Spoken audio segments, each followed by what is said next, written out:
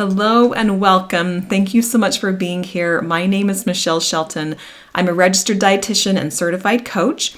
And in this channel, I teach people strategies to live a life of health and well-being that is centered in reconnecting to their internal wisdom, restoring trust in their body and natural wisdom, and resurfacing their gifts and natural abilities so they can fulfill their purpose and their vision for themselves in this life. Today, I want to talk to you about 3 thought tracks that I want to encourage you to begin to cultivate to help you build that life of health and well-being. And it builds on last week's video, so you can go back and watch that. We talked about the food police, the nutrition informant, and the diet rebel. So if you watched that video, you remember that the food police is sort of that voice that's like always kind of judging and punitive about the foods that we eat. The nutrition informant is always letting us know what foods are good and which foods are bad. And the diet rebel is kind of on the opposite, right? Where the food police and nutrition informant are very controlling. The diet rebel is sort of that rebellious, like, forget it all. I don't care anymore. I'm tired of all the restrictions and control. I'm going to eat what I want, right? So that polarization, we talked about that last time. Today, what I want to talk to you about are 3 energies that we can start to cultivate in our systems. 3 thought tracks, right? Kind of partners, internal partners that we can start to cultivate to help us really live a life of well-being and reconnect that inner wisdom, resurface that inner wisdom. The first one that I want to talk to you about is our nutrition ally. So the good thing is, in this environment that we live in, we are constantly hearing messages about what is in the foods that we eat, how they affect our body, right? And while some of that is too much, it's also helpful to be aware, right? It is good to be aware of what we eat. It is important to know how you are nourishing your body because it does affect how you feel. It affects your health. It affects so many things, right? So cultivating that nutrition ally to help you make good choices can be really helpful. And here's what that looks like and how it's different than the nutrition informant. Okay, nutrition ally versus nutrition informant. So I'll share with you an example from my life this past weekend. So I made chocolate chip cookies on Sunday. It is the best recipe ever. They're so delicious. The cookies always turn out every time. They're the perfect kind of amount of chewy and just the right texture, the right flavor. They're just so good, right? So I made them on Sunday. Now it's Monday and I'm going upstairs for morning snack. And the cookies, they're there. And I'm like, they sound good. I know they're going to taste good. And the more fresh they are, the better they're going to be. Meaning if I wait till tomorrow or the next day or the next day, they're just not going to be as good because they're not as fresh. So I want to have a cookie for snack, right? The nutrition informant, what we talked about last week, would be that kind of voice that comes in and it's like, no, you don't eat cookies for snack. Cookies are bad. It's going to make you gain weight. It's going to throw off your day. It's going to just it's not bad choice. Don't do that. Okay. That's the nutrition informant versus the nutrition ally came in for me. And it was like, oh yeah, cookies are good. And you're right. They're going to taste better today. They're going to taste tomorrow. You don't have cookies around the house a lot. So you may as well enjoy them while they're here and while they're fresh. That's great. And you know that eating a cookie is not going to fill you up. If you eat enough cookies that does fill you up, it's going to make you not feel good, right? You're going to have like a crash an hour later. You're not going to stay full till lunch. Like it's not really maybe the best like standalone snack. So let's round it out. Let's eat the cookie. Let's eat some almonds with it. And let's eat some grapes and some cherry tomatoes. All foods that I love and that I know will fill me up. I know will make me feel well. I know that will sustain me until lunch and help me feel fresh and alert as I continue through my workday, right? That's the nutrition ally. That's like, okay, let's take the cookie that you really want and it makes sense to enjoy it today because they're not getting any better and you don't have them around all the time. So yeah, it makes sense to enjoy them today. And let's just round it out to make it a good, nourishing snack. That's the nutrition ally. Again, versus the nutrition informant that's like kind of cuts the cookie off the list and says, no, you shouldn't eat it. And then later in the day, I feel so sort of like restricted that I didn't get that cookie that I eat for, right? That's kind of the counterbalance, right? The nutrition informant comes in and it's like, no, don't eat the cookie, that's bad.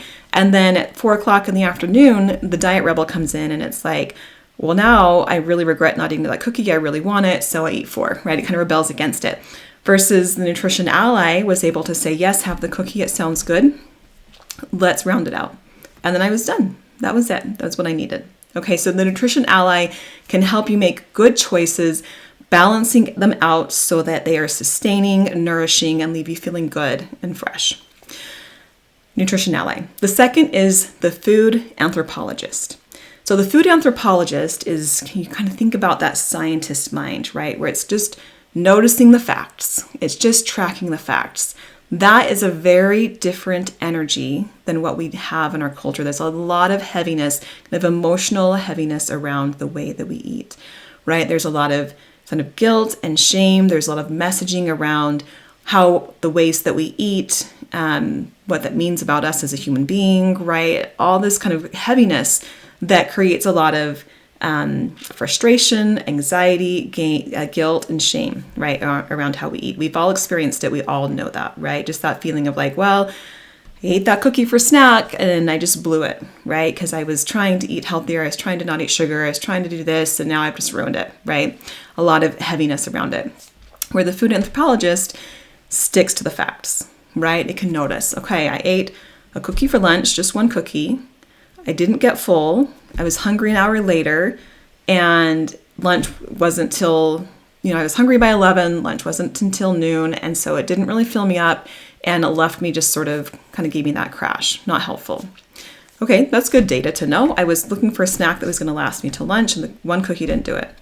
So the next morning, I try again, right? Just like you do when you experiment, you try again, and you notice what the outcome is.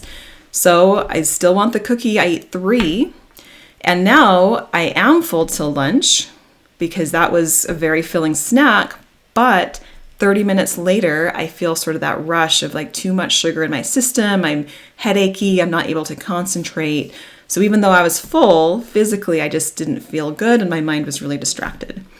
That wasn't really the outcome I was looking for either, because I was hoping to eat and then feel like I could go back and re-engage in work and be really productive until lunchtime. Okay, that's good to know. So I'm not going to do 1 cookie for lunch, for snack. I'm not going to do 3 cookies for snack. Let's try again.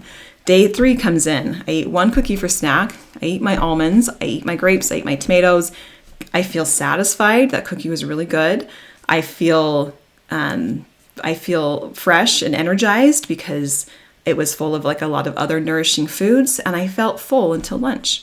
I was able to concentrate on my work and not get up and be really munchy and snacky until lunchtime. Those were the outcomes I wanted. Success, right? That food anthropologist can help you kind of track the behaviors and the outcomes so you can stay really focused on what is really helping you get the results you want, free from some of the heaviness around the guilt or the shame or the fear, right? The fear that I've just blown it, or the fear that people are going to perceive me in this way, or all the stuff that we carry. We all experience that at different times and in different ways. And the food anthropologist kind of takes a step back and helps us stay grounded in what's actually happening. And that connection to the facts helps build that wisdom, right? I know I have that wisdom in my system now to know that these are the foods. Eating this way makes me feel like this. Eating this way makes me feel like this. And this is the way I want to feel. This is the way that helps me be the most productive and the most connected and the most engaged. Good data to have. So that's your food anthropologist. The last energy, the last voice that I want you to cultivate in your system is your nurturer. And chances are you also have a really active nurturer for other people. Right? You know all the right things to say to your best friend or to your children or to your partner or to whoever, your neighbor, right? When they're struggling. I want you to start to cultivate that nurturer for yourself. And the nurturer is that voice that kind of grounds you and reminds you, right? Contrary to what we hear from diet culture, which tells us that how you eat matters, how you look defines who you are as a person, the ways that the size of your body, right? The foods that you choose, those all define who you are, and it also defines what you're worthy of in this life, right? Versus the nurturer reminds you and grounds you that your worth and your value is independent of any of those variables, and it just is. You are worthy now of all the best things life has to offer. You are worthy now of love and connection, and you are worthy now of those behaviors and actions that will help you feel your best, right? You are worthy now of nourishing yourself. That's the nurturer that's grounding you in your worth, independent of how you ate or independent of how you look or the choices you made, right? It just grounds you in your worth. That's the energy that we want to be cultivating inside of ourselves. We give it so freely to others. It's time to start giving it to ourselves as well. So those are the three that I want you to kind of start to think about and cultivate in your system: the nutrition ally, the food anthropologist, and the nurturer. Those are things that will really help you restore and rebuild that connection into that inner wisdom with eating. So thank you so much for being here. If you are interested in learning more about how I can support you on your health and well-being, your journey to health and your journey to well-being, go to nourishwhoyouare.com. There's a link in the notes section of this video, and you can go sign up for a coaching consultation, a free coaching consultation. You can let me know what you're looking to achieve, and I can share with you how I can support you on that, and we can talk a little bit about what that would look like. So go to nourishwhoyouare.com to learn more. Don't forget to click subscribe for more videos to help you build that life of well-being, the connection to your inner wisdom, and that reconnection to your best, most wonderful self. And I will see you in the next video.